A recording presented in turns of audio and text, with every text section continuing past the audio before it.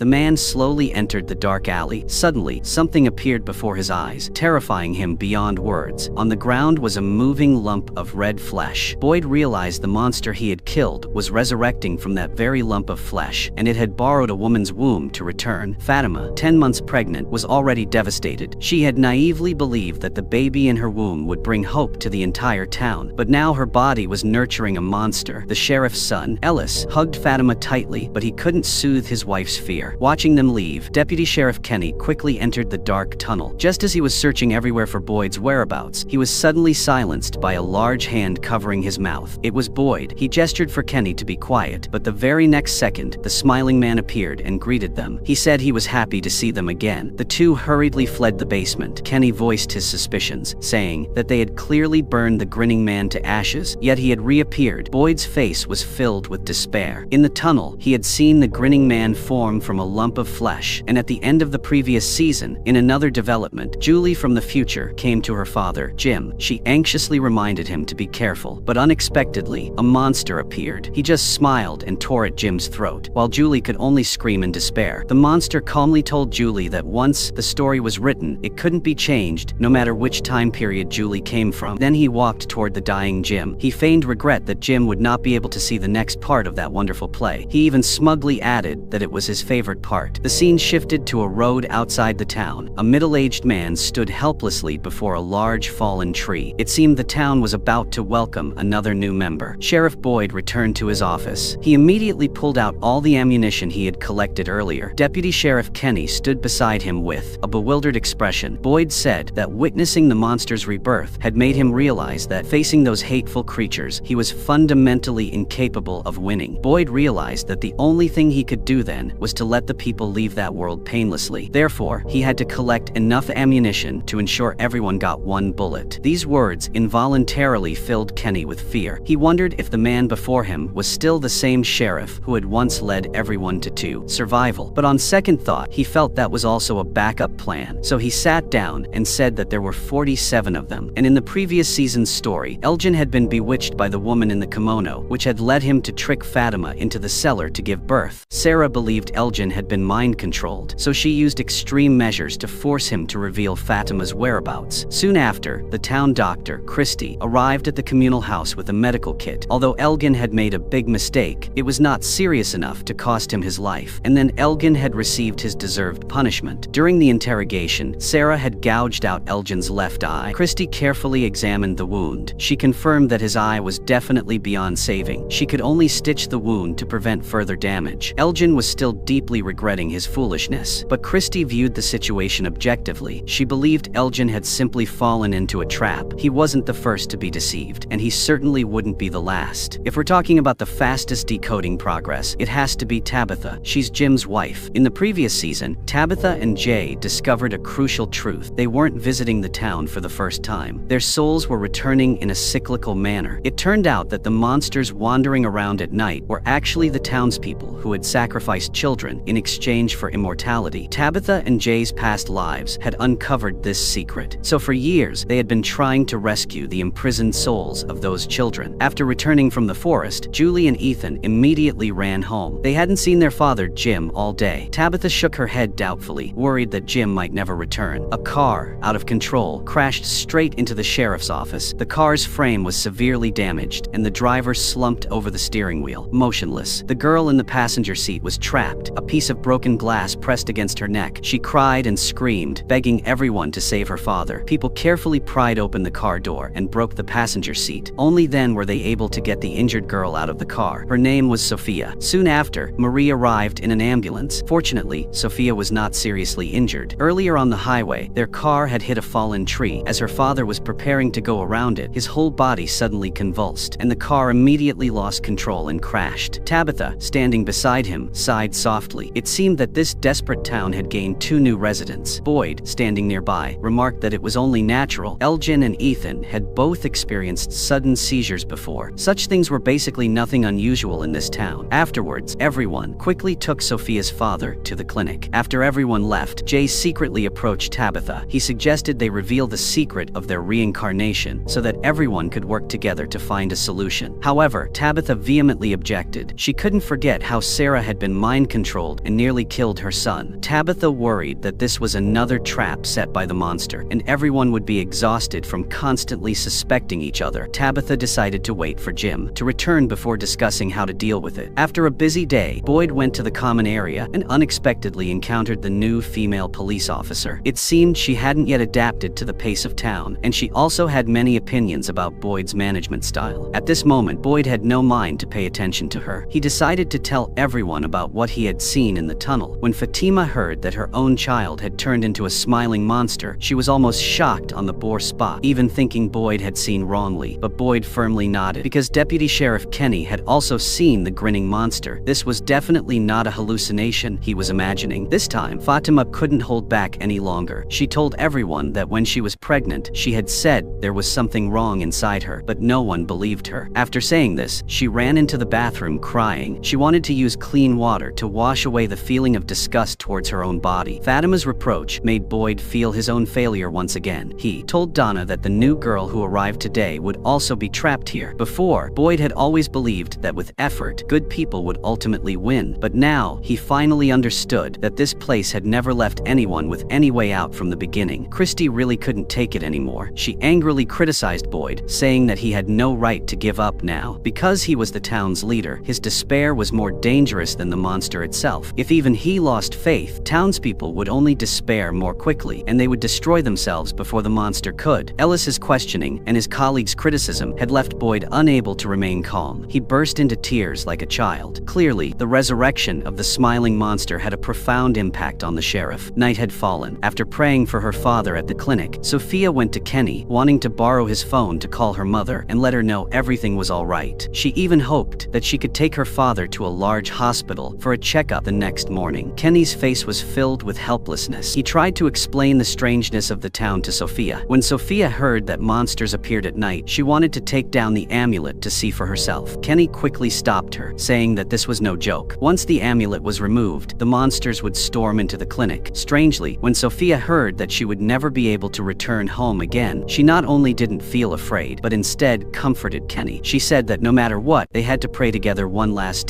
time. Sophia firmly believed that this could dispel her greatest fear and help her soul achieve eternal peace. Meanwhile, Tabitha was still standing outside her house with a worried expression on her face. Jim hadn't returned yet. Ethan and Julie were also very worried. Not knowing if their father had been in any accident, Tabitha could only suppress her anxiety. She reassured Ethan that his father might be sleeping in the apartment or in the car, and they would be able to see him early tomorrow morning. Just as some people were relaxing in the living room, a strange noise suddenly came from the kitchen. Tabitha thought her husband had returned, but when she went to check, she only saw a pot of food lying on the floor. Immediately afterwards, something even more horrifying happened. After Kenny had fallen asleep, Sophia quietly approached the man lying on the bed. He wasn't actually her real father. Sophia mumbled something under her breath. The man opened his eyes. Sophia smiled and thanked him for playing an important role in this. Tabitha didn't know that her husband had been murdered by the old man in the yellow coat. He had removed his coat in a secluded spot. Immediately afterward, his bones began to contract violently until his long hair fell down his shoulders. The monster transformed into Sophia's form. Then it disguised itself as a lost woman, successfully getting into a middle-aged man's car and then staging a daytime car accident. Thus, the monster successfully entered town as a victim. At this point, the middle-aged man had completed his mission. The monster regretted not being able to see the rest of this dramatic play. The only person who knew the truth was dead, and the townspeople would surely fall into even greater despair. Deputy Sheriff Kenny awoke from his sleep. He discovered Sophia had disappeared. Turning around, he saw the large door of the clinic open. Kenny rushed outside and found Sophia standing in the doorway, looking terrified. From a distance, several demons emerged from the shadows. Kenny quickly pulled Sophia back inside the house. After hanging the amulet back up, he was about to scold Sophia, but she started crying and lamenting the death of her fake father. Seeing her pitiful state, Kenny couldn't bring himself to scold her. As for Sheriff Boyd, he sat weeping in the communal house all night. He saw Elgin wrapped in bandages and felt he needed to give him some advice. Boyd said that the townspeople would surely be curious about the origin of Elgin's wounds, so he had to lie and say it was from protecting Fatima. Otherwise, Boyd would expose the truth about Elgin's past harm, and he would lock Elgin in an iron cage with the monsters. Elgin finally behaved much better than before. Faced with Boyd's threat, Elgin could only nod repeatedly. Boyd sighed softly. To maintain the town's stability, he didn't hesitate to use a lie to cover up another crime, because because once fear spreads among people, it will be even more terrifying than the monsters in the night. But as soon as Boyd stepped out of the communal house, he saw a horrifying sight. A body bag hung from a billboard. Many people had gathered around, but no one dared approach. Tabitha was so frightened she could barely stand. Jim had been out all night yesterday, and this morning there was a bag like that hanging outside the door. Anyone could guess what was inside. Tabitha tried to stop Ethan from going closer. She was worried that the sight before her would leave a lifelong psychological trauma for her son. Julie had also matured considerably by now. Although equally uneasy, she still managed to lead her younger brother away from the scene. Tabitha took a deep breath and asked Boyd to lower the cloth bag. Then she knelt down and clasped her hands in prayer, hoping for a miracle. Everyone watched anxiously as the bag was slowly lowered. Tabitha stopped Boyd from opening the bag. Regardless of whether Jim was inside or not, she wanted to be the first to confirm. When the knot of the cloth bag was slowly loosened, everyone present breathed a sigh of relief. Inside was only the carcass of a goat. Suddenly, Julie's agonizing screams came from not far away. Tabitha immediately rushed to check. There, she saw Julie and Ethan clinging tightly to each other, while Jim's body hung suspended inside the barn. Tabitha immediately burst into tears. Boyd ran over and saw a message behind the body. Knowledge always comes with a price. The sheriff believed it was definitely a message left by the devil, but he couldn't guess its specific meaning. Then, everyone took Jim's body down and placed it on a cart. The people standing on either side of the street were silent. Perhaps they were no longer surprised by the bloody tragedies in the town. Several people worked together to carry the body into the church. They prepared to clean up, choose a day for the funeral service. Throughout the process, Jay didn't say a word. After a long period of thought, he finally decided to voice his suspicions. Previously, he and Tabitha had used music to attract the souls of children. Then, both of them simultaneously awakened their own memories, and they had touched upon the secret of the world's origins. Their mission was to rescue the trapped souls of those children. Jay believed that the saying, "knowledge always comes with a price," was the monster's warning against their curiosity. Boyd wholeheartedly agreed with this speculation. He also hoped Jay could continue moving forward, because perhaps in this lifetime, they could truly fulfill that mission. Encouraged by this, Jay immediately sought out Tabitha. He hoped she could regain her courage to continue rescuing the children's souls with him. However, Tabitha believed that Jim's death was the price of discovering the truth, and she feared that Julie and Ethan would also suffer the monster's revenge. Seeing that Jay still wanted to persuade her, Tabitha retorted that he was just a selfish and lonely person with no one to love, so of course he could do whatever he wanted. Jim's death had caused increasing panic among the townspeople. Ethan truly couldn't accept his father's death. He blamed everything on this desperate town. Julie, however, chose a more insane path. She remembered the storyteller Ethan had mentioned, someone with the ability to travel through space and time. Julie believed that if she could go back to the past, she could save her father and prevent the tragedy from happening. Because of this crazy plan, she sought out Randall. The two had explored the ruins together before, and this time, Julie wanted Randall to accompany her once more. Meanwhile, Sophia was still pretending to cry. Kenny even felt a protective feeling towards her. When he saw Sophia's glasses were cracked, he even offered to help her find a new pair. Just as they were leaving the clinic, they met Sarah standing by the roadside. Sarah brought news of Jim's death. Kenny needed to return to the police station, so he temporarily entrusted Sophia to Sarah's care. The two women then went to a restaurant. There was a storage room there for abandoned items. Sophia quickly found a pair of glasses that suited her. Afterward, she began looking around, assessing other items. When she saw a statue of a dancer, her gaze suddenly stopped. She wanted to touch it, but restrained herself. It seemed she was plotting something. As for the new female officer, after witnessing Jim's tragic death, her spirits completely collapsed. She refused to stay here and wait to die, so she secretly got into the ambulance with the intention of leaving town. Worried about her, Christy sat in the passenger seat. The officer sped down the highway, believing that if the speed was fast enough, she could break the town's cyclical curse. However, the residents knew she was only doing something pointless. Sure enough, not long after, the ambulance returned to its original spot. Boyd tried to stop her, but the officer showed no intention of slowing down. Christy, sitting in the passenger seat, was terrified. She tried to persuade the officer to calm down, but the officer only wanted to escape. She even mocked Christy, saying she was just as cowardly as everyone else. Everyone had been trapped here for far too long, and they had gradually lost their will to live. Before they knew it, the two of them had driven another long circle around the town, and they saw Boyd's figure again. This time, Boyd had laid a row of sharp spikes on the road. The female officer had no choice but to slam on the brakes. Her crazy ride had to end. Boyd angrily stepped forward and handcuffed her. If he hadn't stopped her early, he didn't know what other trouble she might have caused. Meanwhile, deep inside the town's forest, Julie and Randall's time travel plan was also underway. Soon they arrived at the ruined ruins. Julie remembered very clearly that she had time traveled from this very place before. However, before they could carry out their plan, Julie needed to conduct a test first. Julie told Randall to slowly walk through the stone archway. Randall followed her instructions, and sure enough, nothing happened. This proved that time travel only occurred to her. Julie instructed Randall to keep a close eye on her, and if he noticed anything unusual, he should immediately pull her back. Immediately afterward, Julie slowly walked through the stone archway. Suddenly, the surroundings changed. She had successfully time traveled once more. She saw monsters slowly moving through the dark forest. In the distance, she saw the lights on in an overturned RV, and her father was hiding inside. The next moment, Boyd's group rushed out. Julie remembered that this was just a few months ago, the night her father was trapped in the forest. She was about to rush to help him, but instead, a monster attacked her. She fell to the ground and fought back desperately. In the real world, Julie's body was convulsing violently. Randall remembered her instructions, so he rushed to pull her out of the ruins. The next second, Julie was pulled back to reality. Her emotions were extremely agitated. Although she had successfully transmigrated, she unfortunately couldn't save her father. At this moment, Tabitha had also gone to the church, preparing to say her final goodbyes to her unfortunate husband. Although she also wanted to give up her life to follow him, she was no longer living for herself. No matter how difficult it was, she had to raise Julie and Ethan. But unexpectedly, after she returned home, not only had Julie disappeared, but even Ethan, who was sound asleep, had completely vanished. No one expected the boy to walk to the overturned RV on his own. He directly stuffed the walkie-talkie on the table into his backpack. When Ethan stepped out of the RV, he saw his father sitting right in front of him. He immediately rushed to embrace him. He had intended to use the walkie-talkie to contact his deceased older brother, because he wanted his brother to look after their father more in the afterlife. At this moment, Jim's face looked tired. Occasionally, he glanced around as if wary of something. Jim told Ethan that he couldn't stay any longer, but there was a very important task he needed to entrust to Ethan. Initially, when they were stranded in the town, Ethan had had a dream about a lake of tears. Jim told his son that the lake was completely real. No matter what, they had to find it. As soon as he finished speaking, Jim's figure vanished. At that moment, Tabitha also appeared, but when she heard Ethan recount his recent encounter with his father, she dismissed it as a done, childish hallucination. Afterward, everyone gathered Sophia's father's body for his funeral. Sophia feigned profound grief, expressing her wish to say goodbye to her father one last time, but as some people left the room, Sophia's expression changed. She gently stroked the deceased's cheek, a strange smile playing on her lips. According to town tradition, the dead must leave behind something as a memento. Sophia simply pulled out a tooth from the man. Soon after, the townspeople gathered at the town cemetery. Everyone's mood was incredibly somber. Within days, the town had 2 more bodies. They didn't know when these days would end. Just as Boyd was about to lead the mourning, a crow suddenly landed on the grave. Everyone looked up in confusion, only to see a large flock of crows circling above. This bizarre sight terrified everyone. During the meal after the funeral, everyone sat in silence. Only Victor seemed unconcerned about the previous incident. He approached Ethan and proactively offered to take the boy for a walk. Meanwhile, Sophia kept pressing Kenny about the town's past. Soon after, Boyd called Kenny to accompany him to help with some things. Julie proactively sat with Sophia, intending to greet the newcomer. Unexpectedly, the next moment she angrily stood up. Sophia, however, wore an innocent expression. She said that Kenny had told her that ever since Jim's family arrived in town, there had been a constant stream of deaths. Every word blamed Jim's family for bringing bad luck to the town, and the appearance of the crows at the funeral was the clearest evidence. Julie didn't realize that Sophia was deliberately inciting suspicion and resentment among the residents. Meanwhile, Jay was also very depressed. He believed that the answer to all the mysteries lay in his subconscious, but despite trying everything, he couldn't awaken his memories. In his despair, Jay remembered old Henry mentioning that his wife, after using hallucinogens, was able to see the town's secrets. Jay wanted to use the same method to recall his forgotten memories. Boyd advised him against it, saying it would cause significant damage to his brain. Moreover, the monster's warning that everything has a price was absolutely not a joke. In contrast to the adult's despair, Ethan was using his own methods to save the town. He always remembered his father's words. Ethan still believed that if he could find the lake in his dream, his father would return and lead everyone out of the town. So he sought out Victor, who knew the town's history best. Victor frowned at the mention of the lake. He had never heard of it before, but he still led Ethan to a puddle of water, the town's only water source. Coincidentally, Jay was also soaking in the puddle, trying to recover his memories. Ethan glanced at it and immediately realized it wasn't the lake from his dream. The two planned to search elsewhere. Victor suddenly had an idea to invite Jay to join the search team. Although Jay didn't believe in ghosts, he realized that the children's spiritual world might have some connection to the town. After all, before coming here, no one believed monsters existed. They exchanged information as they ventured deeper into the forest. Victor suddenly stopped. He stared in horror at the yellow suit on the ground, seemingly contemplating something utterly terrifying. He was so frightened that he immediately fled the scene. Tabitha, after the misunderstanding at the restaurant, was once again determined to uncover the truth, because if her family continued to stay in this cursed place, they would sooner or later go insane. Tabitha recalled her previous escape from the town and decided to once again head towards the teleporting stone tower. Very quickly, Tabitha remembered the monster's threat, so she turned and headed towards the communal house first. Donna wasn't there. Tabitha pulled out a suicide note and placed it on Donna's dressing table, asking Donna to look after Julie and Ethan in case she didn't return, because for this trip, she had mentally prepared herself to make the ultimate sacrifice. Just as she was about to leave, Tabitha unexpectedly encountered Henry, Victor's father. They had met outside of town before and were now considered old acquaintances. When Henry heard that Tabitha wanted to find the stone tower, he decided to go with her. To reach the tower, Tabitha had to pass by the mysterious tree in the legend, the very tree that had cost Henry's wife her life. He absolutely couldn't stand by and watch Tabitha repeat that mistake. They quickly found the tree in the forest. Henry couldn't contain his emotions any longer. He rushed forward to stop Tabitha as she tried to crawl into the hollow of the tree. He said that this teleportation was random and it wasn't certain Tabitha would reach the stone tower. But Tabitha was determined. Even if it was dangerous, she had to risk it once. Just as the two were struggling, a boy in white suddenly appeared out of nowhere. Tabitha recognized him as the one who had pushed her off the stone tower, so she hastily asked him if the tree could take her back to the lighthouse. The boy in white shook his head, indicating that it was too late. The tree was no longer a way out, and Tabitha didn't have much time left. Suddenly, a voice called out from afar. When Tabitha and Henry turned around, the boy in white had disappeared. It turned out that Ethan's group had coincidentally run to this place. Victor was terrified, his face pale. Beside him, Jay inadvertently noticed the hallucinogenic mushrooms on the ground. Meanwhile, Julie on this side never gave up her determination to rescue her father. Since the method of traveling back in time was ineffective, she decided that she first needed to figure out what Ethan's fairy tale really was. But those fairy tales had been left behind in the ruined house. Julie planned to crawl into the rubble to retrieve the books. She hoped they contained instructions on how to control time, so she could precisely manipulate the time travel process and save her father without sacrificing herself. Randall tried to dissuade her, arguing that the structure of the rubble was extremely unstable and she could be buried at any moment. But Julie insisted on taking the risk. Seeing this, Randall decided to crawl into the rubble for her. Under Julie's guidance, he quickly found a fairly wide entrance. The darkness and dust almost suffocated him. Every step he took threatened to cause further collapse. Even more terrifying was the fact that a body was buried beneath the rubble. Randall took a long time to calm down. After searching around, he finally found the blue backpack filled with fairy tales. Meanwhile, Fatima, having recovered, sought out Elgin. She truly couldn't bring herself to hate the man who had kidnapped her. To ease Elgin's guilt, she even proactively offered to help him with a small favor. Unfortunately, Elgin was still trapped in his self-loathing. Fatima's boyfriend, Ellis, witnessed the entire event. To help Fatima escape her inner darkness, he came up with a brilliant plan. He took her to a deserted wasteland. There were many wrecked cars there, clearly left behind by the trapped residents. Ellis took a baseball bat and a crowbar from his backpack. He told Fatima that this was a venting room. She could smash things to release all her negative emotions. Fatima grabbed the bat and began smashing things wildly. Meanwhile, Sheriff Boyd was facing a more difficult problem. A female officer who tried to escape town had almost caused major trouble. She ended up locked in a room for a night, but she showed no remorse. She said she'd rather be torn apart by monsters than stay in town for another second. She begged the sheriff for a bullet. She would go into the woods and leave the world, and she wouldn't cause trouble for anyone anymore. But Boyd coldly told her that all those who tried to leave the town on their own had ultimately become nourishment for the forest. He then led the female officer to a warehouse containing the belongings of everyone who had died in the town. Behind each item lay a broken family and a terrifying story. Boyd gave the officer a mission to find all the information about the owners of these belongings, like investigating a case, because perhaps they could find a crucial clue to leaving the town. Boyd also promised that if the officer completed the mission and if she still wanted to leave the world, he would personally give her a bullet. It seemed Boyd wanted to use his sense of responsibility as a police officer to restore her will to survive. Meanwhile, Sophia was still plotting against everyone. Knowing that the communal house was the most populated, she told Kenny she wanted to move there too. However, Kenny said the communal house was full. Sophia then changed her tune, saying she wanted to move in with Sarah because she thought Sarah seemed like a good person. Kenny couldn't see through Sophia's scheme at all. He took her to Sarah's house. When Sarah learned Sophia wanted to live with her, she agreed without hesitation. Fatima, after venting her anger, finally calmed down considerably. After returning to her room, she saw Elgin mixing mud and sand on the floor. She didn't know what he wanted her to help with. Meanwhile, Sheriff Boyd went to the grave of his late wife, Abby. Facing the cold tombstone, he confided in himself about his helplessness. Unexpectedly, a hand reached out from the ground and grabbed Boyd's hand. Fortunately, Boyd managed to stand up, but when he turned around, he saw nothing unusual on the ground. Perhaps the sheriff was having hallucinations again. Returning to the story of the discarded yellow suit in the woods, it's worth noting that Victor was one of the town's oldest residents. His reaction upon seeing the suit wasn't simply fear, but a deep-seated obsession. Sheriff Boyd speculated that the suit's owner had likely died long ago, but this hypothesis was immediately dismissed because the suit was found very close to town, and its color was so striking that it was impossible for it to have gone unnoticed for decades. The most plausible explanation was that someone had deliberately placed it there to frighten people. Everyone agreed that the clue lay with Victor. Boyd took the initiative to talk to Victor. The meeting ended on a somber note. The information Tabitha brought back was even more frightening. The boy in white had warned her that everyone's time was running out. No one could quite decipher the meaning of his words. Jay could only once again mention his risky plan. He believed that hallucinogenic mushrooms could help him unlock the secrets of this world within his brain. Donna was furious upon hearing this. She couldn't accept this almost self-destructive behavior. However, Boyd unexpectedly supported Jay because the townspeople still knew nothing about the monster's rules. If they didn't take a risk, the price they would pay later would be even greater. Boyd promised to accompany Jay to ensure his safety. This time, Donna couldn't object. After everyone had left, Jay quietly picked up a mushroom and put it in his mouth. Back home, Tabitha faced a difficult choice. Her son firmly believed he had encountered his father's spirit, that his father had asked him to find a place called the Lake of Tears. Tabitha dismissed it as a child's imagination, but she also understood that if she stopped him, Ethan would sneak out. After some hesitation, Tabitha decided to accompany Ethan in his search for the Lake of Tears. This way, at least she could ensure her son's safety. She had originally intended to take Julie along, but Julie was in a bad mood. Julie insisted she didn't want to go anywhere. Tabitha even suspected her daughter had a new boyfriend. She sternly warned Randall that if Julie was harmed in any way, she would absolutely not forgive him. But Tabitha never imagined that Julie was also desperately trying to save her deceased father. Earlier, Julie and Randall had found a mysterious fairy tale book about a time traveler in the ruined house, describing time travel, and this content immediately captivated their attention. The main character in the book could travel to any chapter as long as they left a bookmark in the past story to locate it. Julie immediately realized that this was not a fairy tale at all, but a guidebook. If she could go back to the right time, she could definitely save her deceased father. Her stubbornness slightly frightened Randall. Although he felt it was unreliable, he still decided to cooperate with her to complete this dangerous experiment. Meanwhile, Tabitha had packed her bags, preparing to leave with her son. Donna was also preparing to go along, as the food at the shared house was running out, and they had to go to the abandoned settlement to gather some vegetables. Moreover, there was a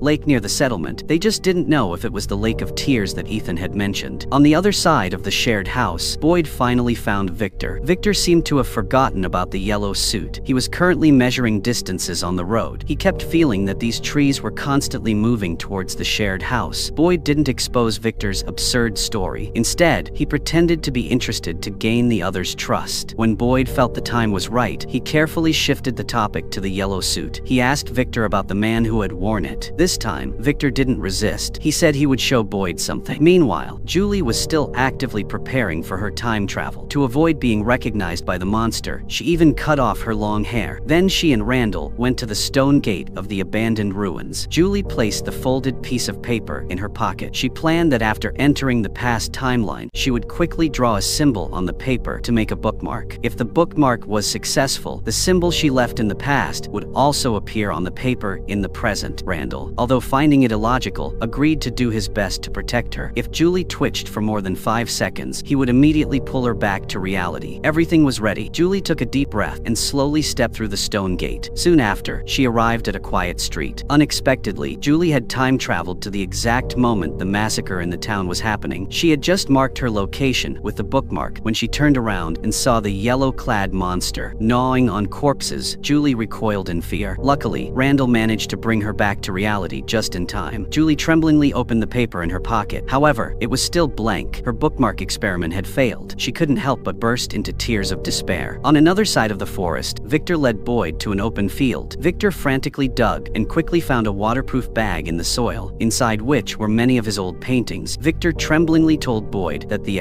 man in the yellow coat in the painting had also arrived in town by car. Everyone thought he was just an ordinary new resident. When the massacre occurred, all the townspeople were dead. Victor had witnessed the man in the yellow suit gnawing on his mother's corpse. However, neither of them ever imagined that the monster had successfully entered town and approached Sarah. Sophia said that Sarah was the kindest person in town, which was why she chose to stay there. Sarah was deeply moved by this. Since the last time she was instigated by the monster to commit murder, almost no one had spoken to her intimately anymore. As soon as Sarah left the room, Sophia immediately closed her eyes, her lips moving slightly as if chanting a spell. Downstairs, Sarah clutched her head in pain. She heard the ghostly voice in her head again. In the entire town, only Elgin had experienced the same temptation as Sarah. He frankly expressed his anxieties. The ghostly voice ordered Sarah to go to the restaurant, pour a glass of water from the public cold water dispenser, take a sip, and then pour it back in. The command seemed harmless, but Sarah feared that the curse on her would spread, like a virus to others, through the glass of water. The voice also threatened Sarah that if she didn't obey before noon, those she cared about would be in danger. Although Sarah hadn't yet decided whether to comply, she unconsciously entered the restaurant. The new waitress was very friendly, even inviting Sarah back to work. This kindness made Sarah determined not to follow the devil's instigation. Finally, she poured the water into the sink. Immediately afterward, a blood-curdling scream rang out outside the restaurant. Everyone rushed out to see what had happened. It turned out Sophia had fallen from a height. She said she was standing on the edge of the balcony when suddenly someone pushed her from behind. Sarah understood this was the monster's warning to her, so she turned around and went back to the restaurant. This time, Sarah followed the monster's instructions again. However, no infection occurred afterward. This was because the waitress had directly poured the cold water from the bottle into the sink. Meanwhile, Fatima, in the shared house with Elgin's help, had filled her bedroom with cement. It was unclear what bizarre thing she was planning this time. It wasn't until Kenny accidentally passed downstairs that he noticed a leak in the ceiling. Above him, he followed the leak to Fatima's bedroom, where he found her concentrating on mixing mortar. Boyd was still keeping watch beside Jay, but unfortunately, Jay still couldn't remember anything. Just then, Kenny entered the office. He said that Boyd needed to check on Fatima. When the two returned to the shared house, Boyd was also astonished by the sight before him. He cautiously asked Fatima what she was doing. Fatima calmly replied that she was creating a giant mud figure, because, these days, she felt very clearly that there was a strange connection between her and her unborn child, a connection that could sense Fatima's fear and find joy in it. Therefore, she wanted to create a giant to protect herself, a symbol of hope in Fatima's homeland, and also a way for her to fight back against the monsters. Fatima said that every time she molded a handful of clay, her inner strength grew. Boyd was deeply moved by this. He understood Fatima's inner suffering and decided to give her the space she needed, while silently praying for her victory in this invisible battle. On the way to the abandoned settlement, Tabitha confided her fears to Donna. The loss of her husband, the memories in her head not belonging to her, and the uncertainty of the future had caused her immense suffering. She couldn't even imagine how disappointed Ethan would be when he discovered the lake of tears wasn't real. Donna sat down beside Tabitha. She firmly stated that Tabitha wasn't fighting alone. To her, she, Julie, and Ethan were family, just like any other relatives she had ever had. At that moment, Ethan noticed a small bird with a wounded wing. For years, only crows had lived in the town, so he felt this was a clear sign. If the lake in the settlement was truly the legendary Lake of Tears, then its magic could heal the injured bird. Tabitha stood silently beside him. She decided to try it with her son. Soon, they arrived at the abandoned settlement. Donna told the unrelated people to go gather food first. While Ethan carried the injured bird to the lake, Tabitha patted her son's shoulder, signaling that they could begin. Donna also sat down to help. However, the miracle didn't happen. Everyone took turns splashing water from the lake repeatedly, but the injured bird showed no signs of recovery. It seemed Ethan's hope was once again dashed. Just then, someone accidentally dug up a rope. Curious, he pulled hard, and a strange object emerged from the lake. Everyone then pulled it ashore. Pushing aside the thick layer of algae, they discovered 3 burlap dolls. Everyone gasped in fear. The dolls' expressions were incredibly bizarre. Donna suddenly remembered something. She immediately immediately found a pair of scissors and cut open the doll's chest, revealing only scraps of cloth and straw inside. Her face instantly turned pale. Normally, these cloth dolls were used as scarecrows to ward off birds, but now they were submerged at the bottom of the lake, possibly to seal something incredibly terrifying beneath. Everyone looked at each other anxiously. Donna immediately made a decision. She urged everyone to find stones to stuff into the dolls' stomachs. They had to quickly sink them back to the bottom of the lake. If anything terrifying escaped, it would be a tragedy. But at that moment, strange memories suddenly surfaced in Tabitha's mind. Donna sensed something was amiss. She pulled Tabitha aside to question her. Tabitha tremblingly confessed that the dolls looked very familiar, and she seemed to have seen them somewhere before. However, Tabitha's memory was still fragmented, so she couldn't recall the specific details at the moment. At the same time, everyone stuffed stones inside the 3 dolls. They threw them back into the lake together. Ellis was still not completely reassured. He took a long stick and forcefully pushed them down. Only when they had completely sunk to the bottom of the lake could everyone breathe a sigh of relief. Tabitha, however, continued to stare at the spot where the dolls had sunk, seemingly trying to remember something. Donna built a fire nearby. The group couldn't get back before dark, so they had to spend the pufftal. Night in the abandoned house. Night fell. No one in the wooden house could sleep. Although amulets hung on the door, their minds were still preoccupied with the dolls that had appeared during the day. And at that very moment, a very eerie singing voice suddenly echoed from the lake. This melody awakened Tabitha's long-forgotten memories. It turned out that she had also had identical dolls when she was a child. Back then, a man had claimed they would bring disaster, so he threw them into the lake. Tabitha screamed, urging everyone to leave immediately. But before she could finish speaking, the windows and front door of the log cabin shook violently. The dolls seemed to come alive, launching a frenzied attack on the inhabitants inside. One man, unable to escape, was stabbed in the throat. Another woman hid in the bushes, but was lying. Eventually discovered and attacked by another doll. Ellis fought back fiercely, but unfortunately, he couldn't inflict any real damage on the doll. Donna tried to cover Tabitha and Ethan's escape, but unexpectedly, another doll appeared behind them. In this perilous situation, Tabitha suddenly remembered how to deal with monsters. She then pulled the wooden stake from another doll and stabbed it straight into the back of the doll that had just appeared. The remaining doll seemed to realize its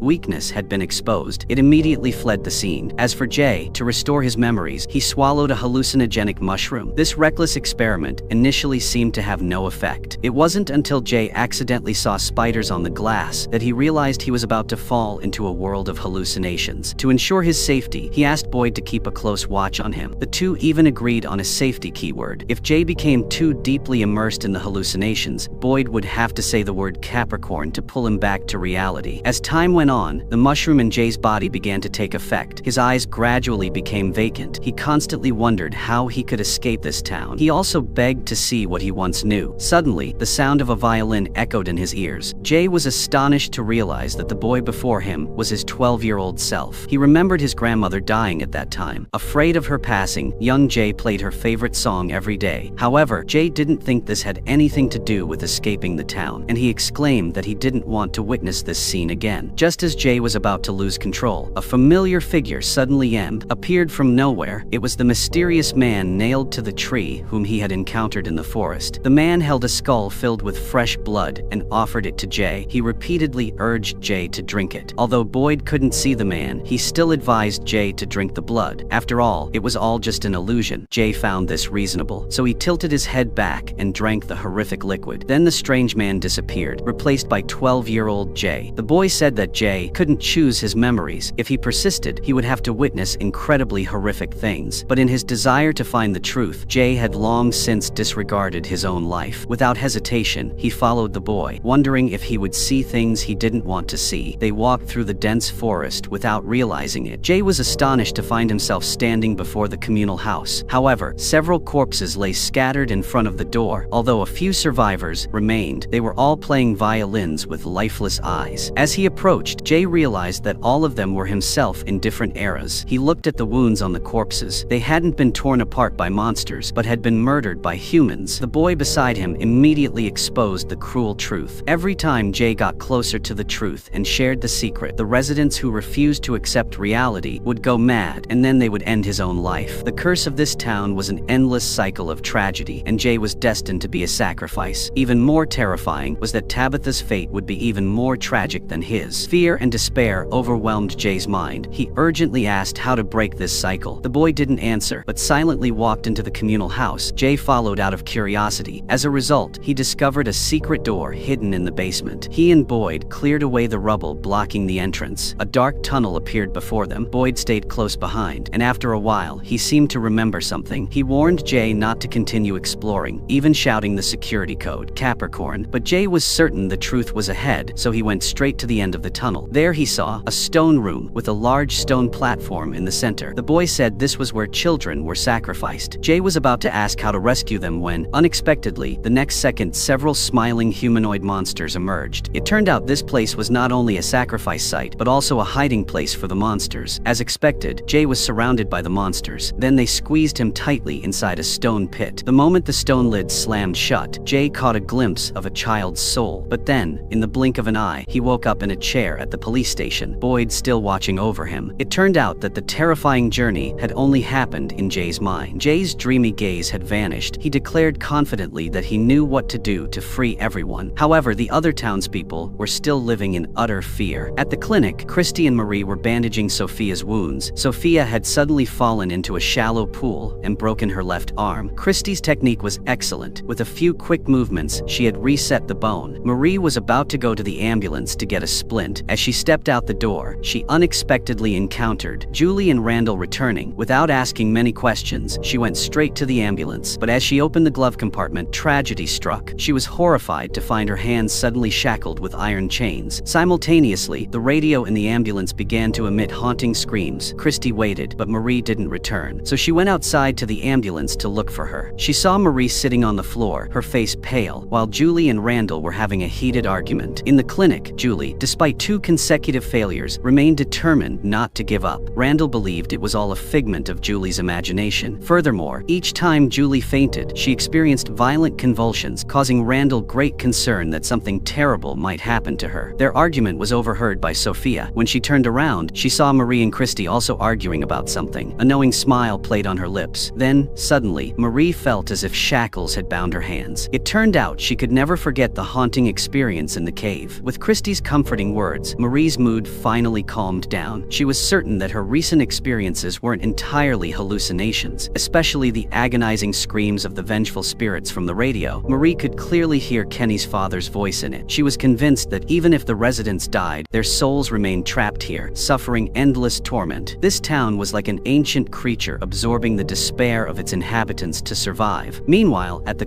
communal house, Fatima continued working on her protective statue. Deputy Sheriff Kenny approached her to apologize for his earlier indifference. He admitted he had been overwhelmed by panic, but he was also curious about Fatima's feelings after establishing a connection with the monster. Fatima candidly shared that it was an indescribable fear. There had been many nights she stood by the window waiting for the monster to appear, but she didn't know what would happen afterward. Meanwhile, downstairs, old Henry was drunk. He kept cursing the man in the yellow suit who had torn his wife's body apart. Perhaps only in this way could he release the fear and hatred in his heart. Victor, who had also witnessed the tragedy years ago, probably suffered from similar psychological trauma. Fortunately, Kenny arrived just in time to stop Henry's rampage. He and Victor helped Henry back to his room to rest. Once the unrelated people had left, Victor pulled out some of his childhood drawings and recounted the entire process of how the man in the yellow suit had brought tragedy to the town. Meanwhile, using the shape-shifting mushroom, Jay finally found his way to the monster's lair. However, he was blocked by a wooden door. Jay was certain that beyond the door lay the children's burial ground. Only by unearthing the remains and freeing the trapped souls could the townspeople escape this cursed land. Sheriff Boyd was discussing the plan of action when, unexpectedly, a drunken Henry burst through the door. Henry had been drinking with Sophia earlier and had even accidentally drunk her blood. Boyd was about to confess the whole secret, including the story of Henry's deceased wife. However, Henry was extremely upset, especially when he heard that Tabitha was the reincarnation of his wife. He even considered it an insult to her spirit. At this moment, Victor sat calmly on the edge of the bed. He understood the town's strangeness better than anyone. Victor felt a degree of sympathy for Boyd. However, he didn't want to hear any more bad news about his mother. He reminded Boyd to look for clues about the man in the yellow coat, because in the previous cycle of reincarnation, not long after the man in the yellow coat appeared, the entire town's population was wiped out. This statement made Boyd feel the urgency of time once again. That afternoon, he summoned all the survivors to the communal house. He not only confessed the secret about Tabitha and Jay's afterlife, life, but also revealed his upcoming plan to infiltrate the monster's base and exhume the children's remains. This might be their only glimmer of hope of escaping this haunted town. Dr. Christie was the first to express doubt. She thought it sounded exactly like the ramblings of someone high on drugs. Boyd retorted that if it wasn't true, how would he know there was a secret passage behind the wall? More importantly, the monsters had left a warning note that truth always comes with a price. Boyd believed that when the enemy began to threaten, it meant they were on the right track. These words gave everyone hope. Just as they decided to take a gamble, Henry suddenly entered the hall. He loudly berated Boyd, still unable to accept that his wife had been reincarnated. Despite Boyd's attempts to explain, Henry remained stubborn and angry. He insisted that the only thing Boyd had brought was suffering to everyone. However, this minor setback couldn't shake the sheriff's resolve. Boyd knew they only had one chance to break into the monster's lair, so he had to create a detailed and thorough plan. He emphasized that they needed to gather as much information about the monster's behavior as possible. At this point, Kenny noticed Boyd's left hand twitching occasionally. He knew Boyd's old illness had relapsed. However, Boyd didn't seem bothered by that at all. He believed the most important thing now was to enlist as many people as possible to help. First, Boyd approached Officer Acosta. He sincerely asked her to search for clues about the man in the yellow coat. This time, Acosta didn't refuse and immediately agreed to participate. Soon after, Boyd went to Donna, who had just woken up. Boyd wanted more information about the giant doll. If that wooden stake could kill the doll, then he thought it might have an effect on the grinning monsters as well. Donna felt this was a bad idea. She considered the possibility that the monsters might come back to life, but Boyd couldn't worry about that anymore. His current goal was to get into the secret passage and deliver a fatal blow to the monsters. However, all of this was just his subjective plan. Whether the wooden stake would actually work was still uncertain. A reckless idea popped into Boyd's head. Tonight, after the monsters appeared, he would rush out and try attacking a single monster with the stake. Regardless of whether it died or not, he would quickly retreat to the police station. Even if the escape route was blocked by the monsters, Boyd would have plenty of other hiding places. This was the first time the townspeople had switched from prey to hunter. They united, each contributing their utmost. Acosta instructed all the townspeople to stand guard outside their houses tonight. They needed to be ready for battle at any moment. Jay even used electrical wires to simulate the entire town. He discovered a complex network of interconnected underground tunnels. Tabitha had previously dug through her own basement, so there were likely other paths leading directly to the monster's lair. Sarah was also restless. She hoped to be the one to assassinate the monster, as it was her best chance for redemption. However, Boyd couldn't let a girl take such a risk. He instructed Sarah to keep watch outside her house. She just needed to be ready to open the door for him. If a team went to the monster's lair, Boyd would call Sarah to come along. Meanwhile, Tabitha decided to confess the truth. She had actually been to this town many times before. Moreover, her past life was that of Victor's mother. Although Julie had experienced many unbelievable things in the town, she couldn't accept this immediately. She felt it was just an illusion and that there was no truth in this crazy town. However, Ethan believed his mother's words. He even felt a little happy. This meant Ethan and Victor would become brothers. Just then, Victor arrived. He didn't greet his reincarnated mother, Tabitha. Victor said he wanted to find clues about the man in the yellow coat, and he hoped for their help. Soon after, the three of them arrived at the car junkyard outside the town. Victor remembered that the man in the yellow coat had driven a yellow car here. Perhaps they could find a useful clue in that car. Then Victor used force to open the trunk. A foul stench assaulted his nostrils, but there was nothing inside. Victor didn't give up. He slowly walked to the passenger seat. Victor found a tattered cloth bag in the glove compartment. When he opened it, it was full of sharp teeth. Victor's face instantly turned pale. Horrifying images from the past flooded back into his mind. He finally remembered more details. The last time his mother, Miranda, had come to town with her son and daughter, the man in the yellow coat had appeared and taken the lives of everyone. Only Victor survived, and he had to grow up in fear and loneliness. Tabitha had now brought her son and daughter there, and the man in the yellow coat had returned. History was not simply repeating itself. It was an endless, deadly loop. Victor gripped Ethan's shoulder, reminding him to prepare for the worst. This enraged Tabitha, who rushed forward to question whether Victor had gone mad. Meanwhile, Sophia seemed somewhat worried about the villagers' actions. She proactively went to the police station to find Boyd and tried to persuade him to abandon his plan, arguing that the monsters were still incredibly dangerous. However, Boyd was determined. He believed the wooden stake was the weapon to deal with the monsters. Sophia realized her attempts at persuasion had failed, so she turned and went to the town's farm. While no one was around, Sophia secretly took an egg from the chicken coop. Then she ran to the tool room. Sophia whispered a few words to Roger's corpse, then crushed the egg on his chest. A sinister ritual was completed. Night fell, bells echoed through the streets. Sophia, looking terrified, entered the communal house. She said the sheriff's actions had frightened her, and she hoped to stay the night. The innocent citizens were unaware that they had just brought a danger into their home. At the same time, Boyd summoned Kenny and Ellis to the police station. That night's experiment was crucial. Boyd would use a wooden stake to assassinate a single monster, then quickly flee to the station. Boyd hoped they could arrive in time to help. Unexpectedly, Kenny and Ellis unanimously objected because Boyd's health was truly a cause for concern. If he were to fall ill while outside, he would surely lose his life. The town couldn't afford to lose its leader. Kenny proactively offered to take on the dangerous mission. Boyd refused, but he fell ill at this crucial moment. In the end, Boyd couldn't argue anymore. He could only warn Kenny to be careful. Boyd had also prepared several escape routes. Soon after, the grinning monsters appeared. Kenny hid behind the police station window, his palms sweating. At that moment, a monster approached the station. As soon as Boyd gave the order, Kenny darted out the door. Then, he silently circled behind the monster and stabbed it with a wooden stake. The monster's growls echoed from all around. Just as Kenny thought his action had succeeded, the monster suddenly let out a mocking laugh. Boyd immediately realized the wooden stake was completely useless against the monster. Kenny intended to flee to the police station, but he discovered that all the escape routes were blocked by monsters. Now, Kenny's only option was to hide in an abandoned bus. Unfortunately, before he could close the door, a monster lunged at him. At that moment, a miraculous scene unfolded. Although Fatima was near the stone statue, she could see Kenny confronting the monster. He was climbing onto the roof of the bus. The monster quickly pursued him. Now the entire bus was surrounded by monsters. Kenny realized he had no escape route. The monster gleefully claimed that it was responsible for killing Kenny's father. Just as it was about to lunge at him, Fatima instinctively screamed. Kenny seized the opportunity and pushed the monster to the ground. After hiding back in the car, he quickly slammed the door shut. Kenny finally managed to block the monsters outside. At the same time, in the communal house, Sophia was in her room muttering a spell. Roger's corpse in the tool room suddenly moved. He was resurrected. Immediately afterward, the door of the communal house was flung open. Luckily, Elgin quickly slammed the door shut. Inside, Roger's corpse was attacking everyone. Elgin grabbed a wooden stake in the corner and plunged it into the grow. Corpse's back, the lifeless body immediately collapsed to the ground. Thus, Sheriff Boyd's experiment had finally failed. Donna tried to move her injured body to warn Boyd that the townspeople's faith had wavered. They had to quickly exhume the children's remains to lift the town's curse. Just then, Ellis rushed downstairs. He signaled to his father and Donna to go upstairs and check. It turned out that Fatima's body was in serious trouble. Yesterday, Fatima inadvertently connected with the grinning monster, saving Kenny's life. But this also caused strange stripes to appear on Fatima's stomach, terrifying everyone who saw them. Boyd advised taking Fatima to the town's clinic for a checkup first. However, he didn't go with everyone, as Jay wanted to discuss how to infiltrate the monster's lair. Using old electrical wires, Jay created a model of a tunnel. He offered various options, but Boyd immediately spotted a problem. The burial cave had only one entrance and exit. Boyd had served in the military, so he knew very well that if the enemy blocked the exit in this type of terrain, those inside would have absolutely no chance of survival. Therefore, he coldly rejected all of Jay's proposals, which brought the plan to a standstill. Kenny stepped in to mediate. He asked if they were just going to wait to die without doing anything. Boyd was also very upset. He confessed to his subordinates that before coming up with a complete plan, he absolutely would not lead everyone to their deaths. Suddenly, a gunshot rang out from behind, but Kenny didn't hear anything. Boyd's expression immediately changed. He excused himself to go to the poor clinic and hurriedly left. A fierce fire was raging in front of the shared house. To bring Roger back to life, everyone had to cremate him. Sheriff Boyd had arrived at the clinic. Christy confirmed that the strange lines on Fatima's stomach were not a serious problem. She suggested it might be a form of varicose veins, but with the current medical conditions, there was absolutely no cure. However, what Fatima was worried about was not the illness. She asked Christy if she might be transformed into one of those monsters. Christy immediately dismissed this terrifying thought, but Marie offered a completely different perspective. She argued that the ability to control monsters might not necessarily be a bad thing. It could even become a powerful weapon against the monsters. Ellis, standing nearby, immediately became angry. He disagreed with Marie's thinking. The examination turned into an argument. In the end, Fatima stayed at the clinic for further observation. After leaving, Boyd met with Christy privately. He confessed that he had been hiding a truth all along. The hallucinations were becoming increasingly frequent, and the sound of the gunshot from the day he couldn't save his wife kept echoing in his ears. Boyd begged Christy to prescribe some medicine for for him. He only hoped to stay clear-headed until the operation was over. Boyd absolutely could not collapse at this crucial time. However, Christy firmly shook her head, refusing. His current condition was far beyond the limits of what medicine could save him. Meanwhile, Sophia quietly sneaked into the deserted police station. She searched every room. Finally, she found the yellow suit in the wooden closet. It seemed Sophia was preparing to transform into the yellow-clad monster. Meanwhile, Jay was still thinking about how to deal with the monsters. He saw the funnel-shaped structure of the lampshade, and an idea suddenly flashed through his mind. Finally, Jay found the key to the problem. As for Boyd, when he returned to the police station, he also discovered that the yellow suit had disappeared. Boyd was busy speculating about the culprit when Jay suddenly burst in with an excited expression. He announced that he had found a way to get into the monster's lair. Then Jay excitedly led Boyd into the forest. There, he explained that the burial chamber didn't just have one entrance. According to Victor, there was a hole in the cave ceiling, and the roots hanging down from it had grown into a large tree covered in bottles. Jay asserted that they were now standing directly above the monster's lair. They only needed to use a truck and chains to uproot this tree, and they would have a second exit right above the cave ceiling. On the day of the operation, they could split into two teams. One team would enter through the main entrance, and the other would stay above the cave ceiling to try and uproot the tree. After they retrieved the remains, even if the monster blocked the entrance, those below could still be safely pulled up. This plan gave Kenny hope, but Boyd objected once again. He asked what if they couldn't uproot the tree? What if the chain broke? He felt the plan was still too risky, and he absolutely wouldn't put everyone in danger. Jay immediately became angry. He thought Boyd was just trying to pick a fight with him. After a few heated arguments, Boyd angrily turned and walked away, but then he unexpectedly saw Kenny shot dead. Boyd rushed over. He then discovered the bodies of Jay and Donna. Beside them, a person was kneeling. It was his wife, the one he longed for day and night. At this moment, Boyd realized that the scene he had just witnessed was a hallucination. Boyd, enraged, looked up at the sky and screamed. At the same time, Tabitha was looking at her son with a worried expression. Since yesterday, when Victor told Ethan that he would be the only survivor in town, Ethan had locked himself in his room and been constantly drawing. The boy feared that as time passed, he would forget the important people in his life. Tabitha was heartbroken to see this. She quickly pulled Ethan to the shared house. There, she begged Victor not to scare her son with those terrifying thoughts anymore. Unexpectedly, Ethan proactively asked Victor to teach him how to survive alone, because he believed that the prediction might very well be true. Faced with her son's determined gaze, Tabitha had no choice but to comply. Seeing this, Victor also led Ethan to the truck where he had hidden years ago. He said it was a gift from the boy in the white shirt. Although the truck was full of canned goods, Victor emphasized that compared to material deprivation, spiritual loneliness was the most terrifying thing. Therefore, he advised Ethan to learn to befriend the walls or the boxes. Then Victor took out two scarecrows wrapped in clothes. These were things he had made himself to play with when he missed his mother and sister. Victor shared that they brought a feeling of warmth, like his family was right beside him. However, when he offered to help Ethan make a similar doll, Tabitha immediately objected. She promised that she would absolutely never let her son be alone. Unexpectedly, Victor said that his mother had once thought the same way. Tabitha, however, felt that this time was completely different because she possessed Victor's mother's memories. Although that mother also wanted to bring Victor home, the more important task was to free the souls of those children. Even so, Tabitha had already made up her mind. Her top priority was getting Ethan out of town, which naturally included Victor, the child from his past life. Victor nodded slightly, a glimmer of hope rising in his heart. Meanwhile, after drinking the monster's blood, Henry went to the town's diner. He offered to help out. The owner said everyone was cleaning up the relics in the warehouse, and if Henry was free, he could help prepare lunch. But just as Henry was enthusiastically chopping vegetables, a plate suddenly fell to the ground. The loud noise pulled him back to another world. There, Henry was a frail old man lying in bed, while Victor had married and had a son. What made Henry even happier was that his wife was still alive. At this moment, she was on a plane on her way to visit him. Victor told his father that the town full of monsters was just a hallucination. The reason was that Henry had accidentally taken the wrong medicine at his birthday party. The doctor said that deep down, Henry always craved familiar feelings. That's why he mistook the hallucination for reality. If Henry wanted to truly wake up, he had to forcibly sever his connection with that illusory world. When his wife's favorite song played in his swim ears, Henry's consciousness continued to drift back and forth between the two worlds. Henry screamed in pain. He couldn't distinguish between reality and illusion. Henry only knew to tell himself that these things couldn't be happening and that the life or death game was the truth. Meanwhile, at the town's clinic, Christy finally discovered discovered the secret inside Fatima's body. She didn't dare tell Fatima directly, but quietly pulled Marie aside. Fatima's blood pressure was only 53 out of 33. Her heart rate was just 19 beats per minute. From a medical standpoint, Fatima should not have survived. Meanwhile, at the police station, Boyd saw the deceased priest. However, he knew this was only his subconscious. The priest told Boyd that he had to accept the truth. He couldn't save his wife. It was an unavoidable situation, and he needed to save more people. At the same time, Boyd should accept Jay's plan. To win this battle, small losses were inevitable. Boyd's goal wasn't to ensure everyone's safety, but to do everything he could to save as many people as possible. Clearly, Boyd was experiencing a fierce internal struggle. Meanwhile, Tabitha had just seen Ethan and Victor off when she heard the phone ring inside the house. The person on the other end identified himself as Thomas, Tabitha's long-lost son. He demanded she go to the RV immediately, threatening to harm Julie and Ethan if she didn't comply. With no other choice, Tabitha went to the RV on the edge of town. There, she encountered someone she never expected, the man in the yellow coat who had murdered her husband. He smiled and said that they were old friends and had even played this deadly game together countless times. However, the man in the yellow coat admitted that the current task of digging up the remains was a completely new variable. He hinted that this variable might be the key to everyone returning home, but it also held the risk of unleashing another terrifying nightmare. Having said that, the man in the yellow cloak turned his back and disappeared into the forest. Tabitha frantically reported the yellow-clad man's warning to Sheriff Boyd. His biggest worry wasn't the man's identity. What concerned him was that Ethan's drawings were at the scene. This proved the yellow-clad man had brazenly breached the protective amulet's barrier during the day. The place was no longer safe. Just then, Jay unexpectedly ran into the police station. Jay had come to persuade Boyd to accept his plan. After all, no plan is absolutely perfect. Boyd also sensed the situation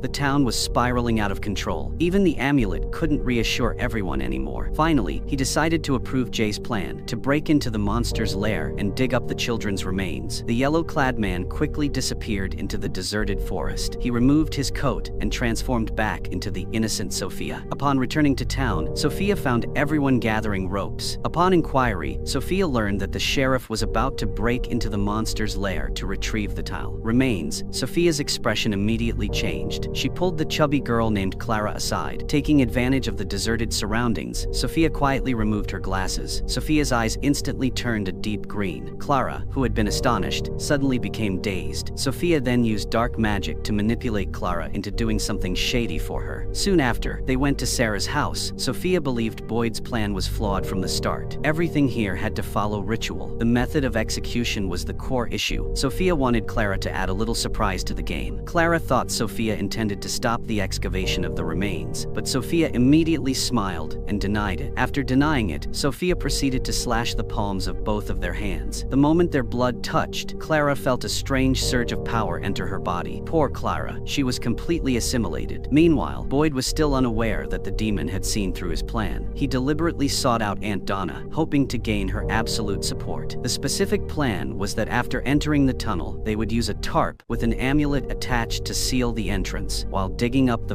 remains, those on the surface would drive up the bottle tree. Then, they would lower ropes to rescue those inside the tunnel. Donna had pointed out a fatal flaw. Whether the amulet would work underground remained a mystery. When the bottle tree was uprooted, it would create a hole in the tunnel. At that point, the amulet would become completely ineffective, and those inside would be instantly torn apart by the monsters. However, Jay offered a glimmer of hope. In his previous hallucination, he sensed that the skeletons themselves possessed a deterrent power against the monsters. Simply digging them up would create a temporary safe zone, buying precious time for everyone to retreat. Although this theory sounded far-fetched, under the relentless pressure of the man in the yellow robe, it became everyone's only option. Finally, Boyd decided that the plan would proceed. Everyone quickly completed their preparations to begin the operation the next morning. Just as Boyd finished speaking, Dr. Christie arrived, looking panicked. Christie pulled Boyd aside. Then, she revealed a horrifying truth. Fatima's heart rate and blood pressure had dropped to potentially fatal levels. According to medical common sense, Fatima could no longer be considered alive. Boyd was deeply shocked. He realized that this town was devouring its people in a completely new way. The sheriff strictly ordered Christie not to tell anyone this secret, especially not to tell Fatima herself or Fatima's husband. The only way to survive now was to act tomorrow, simply escaping this cursed town would easily resolve all the strange occurrences. In contrast to the sheriff, Tabitha was extremely hesitant. She was still haunted by the warning of the man in the yellow coat. He had said that digging up the remains would bring misfortune. Tabitha feared her children would follow in her husband's footsteps. However, Julie sharply exposed the truth. The girl said that this place always used lies to manipulate everyone. Julie earnestly begged her mother not to hesitate or listen to the devil. Under no circumstances should the devils be allowed to get away with it. They shouldn't be allowed to use people to hurt each other even more. Even young Ethan had realized this. Earlier, Ethan had followed the advice of his father's spirit. He went into the forest to search for the legendary Lake of Tears. As a result, Ethan became involved with the monstrous puppet, and this even led to a murder. Ethan believed that his father's spirit was actually a devil in disguise. The devil's purpose was to plunge the townspeople into panic and despair. After hearing her son's words, Tabitha felt incredibly comforted. At the same time, her resolve to exhume the remains was strengthened. Suddenly, several figures flashed before Tabitha's eyes. They were the spirits of the deceased children. Tabitha realized these spirits were trying to give her a hint. Looking down at the amulet in her hand, Tabitha suddenly had a very bold idea. At the same time, the genius Jay had finished repairing the walkie-talkie. Although they couldn't communicate clearly, the device was enough for the two groups inside and outside the cellar to signal each other. Suddenly, Victor rushed forward in panic. He desperately tried to stop Boyd from uprooting the bottle tree. Victor insisted that the boy in white had warned him many times. The boy in white had told Victor that no matter what, he had to stop Boyd at all costs. But in the eyes of Boyd's group, the so-called boy in white was very likely the embodiment of a demon to deceive everyone. To ensure the plan went smoothly, Boyd had no choice but to order Victor to be handcuffed and taken away. At this moment, Tabitha happened to be passing by. After learning the full story, Tabitha broke her usual routine and didn't try to stop the plan. Instead, she told Boyd about her discovery. Tabitha believed that she and Jay should be the ones to enter the vault. The reason was that they were both reincarnated. Furthermore, Tabitha and Jay were always summoned by the children. Tabitha took out her amulet. The center of the pattern on it coincidentally depicted their silhouettes. Tabitha thought this might be part of the ritual. Initially, Boyd strongly objected. He couldn't let Tabitha take such a risk, but faced with Tabitha's persistence and his fear of the ritual, Boyd finally agreed to her suggestion. At this moment, Clara, who had become a puppet of the devil, also began to act. She went alone to the clinic and dripped her blood into a thermos. Clara hurried to where Fatima was resting. Clara told Fatima that she had used a family recipe to brew a bowl of herbal medicine to nourish her body. Fatima, deeply moved, drank the entire bowl without suspicion. A triumphant smile appeared on Clara's face. Her scheme having succeeded, Clara then fabricated an excuse and hastily left the clinic. Undoubtedly, Fatima would have to endure another inhumane torture. Meanwhile, old Henry remained trapped between reality and nightmare. In that seemingly beautiful world, he had a happy family, a son named Victor, a successful career, and an adorable grandson. But the doctor told Henry that if he wanted to escape this nightmare, he had to remove the anchor point, and that so-called anchor point was Victor, who was surviving alone in the nightmare town. Henry found himself in a moral dilemma. If he wanted to revert to his true self, he had to personally eliminate his own son. This cruel decision caused old Henry to fall into despair many times. A shrill bell rang throughout the town. Residents hastily dropped what they were doing and rushed into their homes. Sophia and the others went to a diner. She said she wanted to contribute as everyone prepared their equipment for tomorrow's operation. As night fell, the grinning monsters clung to the window panes. They looked like ghosts lurking inside. People hurriedly pulled the curtains shut. They forced themselves to ignore the horror outside their windows, but no one noticed that Sophia had used her dagger to cut a slit in the climbing rope. In the deserted clinic, Fatima lay on her hospital bed, suddenly feeling a sharp pain in her stomach. Even her hair was falling out in clumps. It seemed the demon blood Fatima had drunk earlier in the day had truly taken effect. Meanwhile, poor Victor was still locked up at the police station. Sheriff Boyd warned Kenny that tomorrow's operation was fraught with unforeseen risks. He instructed Kenny to stay at the station for his own safety. If the worst-case scenario occurred, the town would need Kenny and Donna to maintain order. Seeing Kenny's unhappy face, Boyd reminded him of the previous experiment with the monster. Kenny's courage back then had already proven his bravery. Boyd asserted that this time, it was his turn to take the risk himself. As dawn broke, the final decisive moment arrived. Tabitha reluctantly bid farewell to her two children. Under everyone's watchful eyes, Tabitha and Jay silently made their way deeper into the forest. Meanwhile, Boyd was directing the group to secure the truck and ropes to the trunks of the bottle tree. Sarah adjusted the radio and successfully picked up a signal from Jay. It turned out that Jay and Tabitha had reached the other side of the mountain. Previously, when digging the underground tunnel, they were the ones who had escaped from this very place. Therefore, they knew very well that this cave entrance led directly to the monster's lair. At the same time, at the diner, Elgin accidentally found an old photograph. He was astonished to see that the person in the photo looked exactly like Sophia. Elgin immediately ran to the lobby to question her. Sophia calmly admitted that the person in the photo was indeed her. Waiting for Clara to close the shop door, Sophia revealed a horrifying truth. She said that the demons always disguise themselves as the dead in this town. In the underground tunnel, Tabitha and Jay reached the room where the remains were hidden. They used a tarp with a protective amulet to seal the entrance, temporarily preventing any danger from approaching. Boyd's men on the surface had already prepared everything. They were just waiting for the signal from inside the tunnel to immediately pull down the bottle tree. Everyone's hearts were pounding in their throats. This all-or-nothing action would decide the fate of the entire town. Meanwhile, below, Tabitha and Jay had successfully located the burial site. Just as they picked up their shovels to dig, the monsters sleeping deep in the tunnel began to awaken. They grinned and leisurely walked towards the room. At this moment, they were still frantically swinging their shovels. Suddenly, a sharp, clanging sound came from beneath the earth. They had finally unearthed the stone slab sealing the remains. Tabitha and Jay used all their strength to pry up the heavy slab. A blast of icy air hit their faces. The shadowy skeletons emerged from the darkness. Just as they were about to signal, a chilling voice suddenly came from behind the tarp. The demon whispered a warning that they really shouldn't do this. Immediately afterward, lightning struck the base of a tree, causing a fierce fire to erupt. The sky turned pitch black, rumbling with thunder. The sheriff's group emerged, their faces filled with shock. The villagers stared blankly at the strange phenomenon. Sophia smiled wickedly by the window. Sophia swore she would burn everything to ashes. Jay and Tabitha sneaked into the demon's lair to dig up the children's remains. The monsters were currently gathered behind the curtain, with amulets hanging above the cave entrance. Boyd was frantically tearing at his hair. Everything was ready. Boyd was just waiting for Jay's signal to pull down the bottle tree. Boyd urged everyone to quickly prepare a rope ladder. Tabitha nimbly packed all the remains into a backpack. She suggested to Jay whether they should inform those above, but Jay's lips curled into a bitter smile. It turned out he had lied to everyone earlier. These remains didn't frighten the demons at all. If the bottle tree above moved even slightly, they would rush in and tear them to shreds. However, Jay felt no remorse. He believed that if he hadn't lied, Boyd would absolutely never have agreed to this plan. Jay begged Tabitha to break this cursed loop. He instructed her to take the remains and escape as soon as the cave entrance opened. Jay declared he would use his life to hold back the monsters. Tabitha cried and shook her head in refusal, but Jay ignored her and pressed the signal button. Seeing this, Boyd, at the mouth of the cave, immediately ordered the truck to start. The wheels frantically skidded across the muddy ground. With a deafening tearing sound, the roots of the bottle tree began to loosen. This also meant that the protective charm at the cave entrance had become completely ineffective. The long-waiting humanoid monsters immediately swarmed inside. Tabitha and Jay retreated in fear. Fortunately, the bottle tree above had been uprooted. A beam of light shone down from above, causing the monsters to instantly retreat into the darkness. Tabitha realized these monsters were terrified of sunlight. Thanks to this, Jay didn't need to risk his life to hold them back anymore. Boyd, above the cave entrance, was even more worried than them. He eagerly lowered the rope ladder he had spent the night weaving down. Tabitha, carrying the bag of bones, quickly climbed up. Just as she was about to reach the cave entrance, the ladder suddenly snapped without warning. Tabitha fell straight to the ground. If Sophia were here, she would surely laugh out loud, because it was Sophia who had secretly tampered with the ladder. Tabitha and Jay thus lost all hope of escape. The bright sky suddenly turned pitch black. The monsters roared in unison. They no longer had any reservations. Suddenly, the ground shook violently. The entire town was struck by a terrible earthquake. Victor, terrified, thought this was the consequence of uprooting the full bottle tree. However, there was a silver lining. The earthquake had created a large crack in the cave wall. Tabitha and Jay hastily grabbed their backpacks and slipped into the crack to escape. Meanwhile, Boyd, above the cave entrance, was still shouting their names. Unfortunately, he received no response from below. The other inhabitants were anxiously watching watching their surroundings. Night inexplicably fell. Those demons were slowly emerging from the forest. If anyone stayed any longer, they would surely lose their lives. Boyd could only suppress his grief and get everyone into the vehicle and retreat. The truck bed was filled with gasps and screams of panic. Some even loudly criticized Boyd as a fraud. Suddenly, a dark shadow flashed past the car window. This was followed by a deafening crash of shattering glass. The car swerved wildly through the dark forest. Boyd's plan to exhume the remains had completely failed.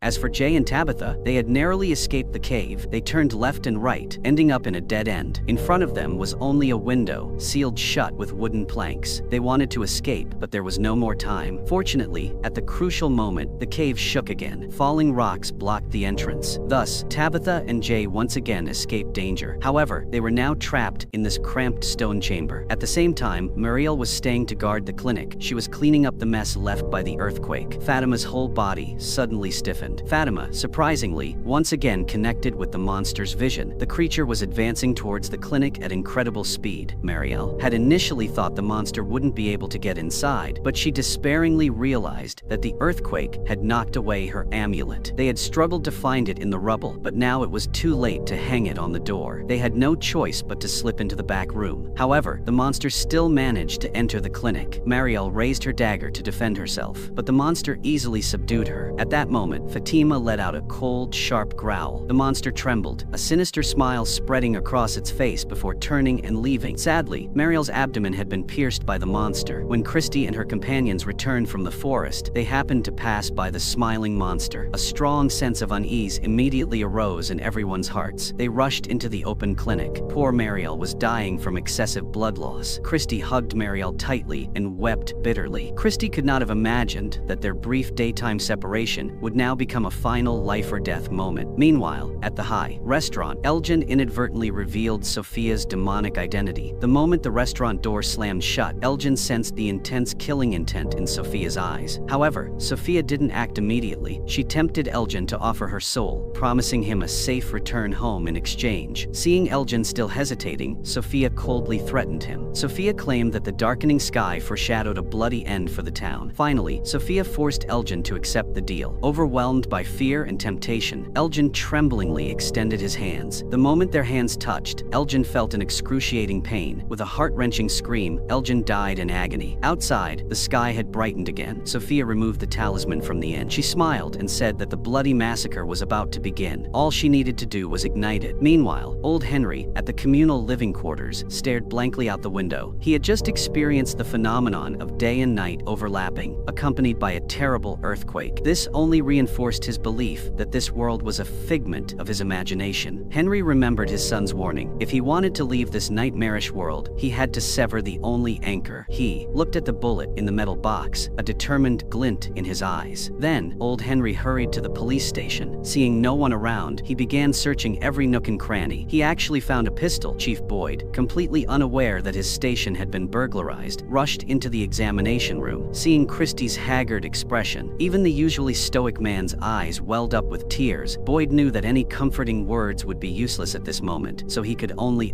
silently hold Christie close. But at that very moment, a flash of lightning suddenly appeared at the mouth of the cave under the bottle tree. Thunder rumbled in the sky above the town. Each flash of light reflected the faces of the people, filled with despair. Julie and her sister, at the communal living quarters, finally received the terrible news that their mother had disappeared in that den of evil. Her failure to return meant certain death. Donna tried to comfort the two poor sisters. Unexpectedly, the cupboard doors around them began to shake violently. This wasn't the first time Ethan had encountered this situation. His emotions were completely shattered. Ethan bluntly stated that everyone here would perish. He added that he was the only survivor and would be tormented by loneliness. Julie hugged her brother tightly, tears streaming down her face. She swore she would never leave. Julie vowed that even if they died, they would die together. Faced with this almost uncontrollable tragedy, Boyd was consumed by agonizing self-reproach. He believed his reckless actions had cost 3 lives. Just as they were wondering how to comfort him, a faint crackling sound suddenly emanated from the walkie-talkie. Everyone present widened their eyes, because this was the signal Jay had sent. A glimmer of hope flickered in Boyd's eyes. Boyd thought that if Jay were still alive, those remains must be right beside him. After disposing of Mariel's body, Boyd told his son his plan. Ellis insisted that it was a trap set by the devil. He begged his father not to fall for their trick, but Boyd had a compelling reason to go. He insisted that even if it wasn't to save anyone, he had to retrieve the remains of those children. Anyway, this was the only way to break the town's curse. Seeing Boyd's determination to leave, Fatima suddenly spoke up, saying she wanted to go with him. The reason was that Fatima could connect with the vision of the smiling monster, so she could help Boyd and his group evade the demons. Old Man Henry returned to the communal living quarters and sat listlessly on the edge of the bed. His son, Victor, suddenly pushed open the door and entered the room. The old man's face darkened. Then Henry pulled a pistol from his pocket. He firmly believed that everything here was just an illusion. Henry believed that only by taking Victor's life could he return to the real world. Seeing his father raise the gun, Victor lunged forward and snatched the gun from his hand. Meanwhile, Jay and Tabitha were still trapped in the cave, trying to use the walkie-talkie to contact the outside world. It wasn't until their devices ran out of battery that they thought of ways to save themselves. Tabitha tried, digging through the soil on the windowsill with her hands. At least it was better than sitting idly by and waiting to die. However, the efficiency of doing it by hand was too low. Jay decided to use the skeletons in his backpack as digging tools. He thought that saving their lives was the priority. They didn't care about any worldly taboos anymore. Tabitha picked up a skull. A familiar image suddenly appeared before her eyes. She was certain this was the child she had seen before. Unexpectedly, at that very moment, Boyd had just brought Ellis and Fatima to the entrance of the cave. After carefully instructing them on what to watch out for, they gritted their teeth and ventured into the dark tunnel, filled with the stench of rotting flesh. Every few steps, they encountered a fork in the road. Fortunately, thanks to Fatima's sensory abilities, the group always managed to avoid the demons lurking around at crucial moments. On the other side, Tabitha and Jay had been digging for hours, but the wooden window frame remained unmoved. In desperation, Jay resorted to violence to break down the door. The noise happened to reach Boyd's group, who were passing by. Suddenly, a monster's roar erupted from deep within the tunnel. Without thinking, Boyd drew his gun and shot, breaking the sturdy wooden frame. Tabitha and Jay grabbed their backpacks and quickly emerged from the stone chamber. They were preparing to return the way they came when the monsters unexpectedly caught up. Just as things were getting critical, Fatima suddenly stopped. Fatima told Boyd's group to go ahead, leaving her behind to hold off the monsters. Amid Ellis's desperate screams, Fatima let out a roar and transformed into a hideous monster. Meanwhile, the yellow-clad monster, disguised as Sophia, began her plan of destruction. Sophia didn't transform into a monster to indiscriminately slaughter people. Instead, she quietly entered each location, secretly stealing the amulets that helped people survive. When Sophia emerged from the tavern, she coincidentally encountered the puppet Clara, whom she was manipulating. Unexpectedly, Clara also collected quite a few amulets. It seems they've looted almost all the amulets in the entire town. Sophia turned and went into the forest, only to encounter that strange boy in the white coat. The boy said that the bottle tree had been destroyed, so Sophia had lost this time. But Sophia said that the boy was celebrating too soon. After saying that, Sophia threw a bag full of amulets into a hollow tree. This is the content of part 4 of the Nightmare Town movie. This is definitely the most maddening ending for viewers. It feels like the film is just one step away from the finish line, and then it suddenly stops at this point. Sophia's collection of all the amulets has no other purpose than to repeat the tragedy of the town's destruction. The only way to avert the tragedy is perhaps the skeletons in Jay's possession. Ultimately, after these skeletons were exposed to sunlight, they caused a series of earthquakes and thunderstorms. There's certainly some connection to this town. However, the specific outcome will only become clear in the next part. The film ends here. Thank you for your time. Goodbye and see you in the next part.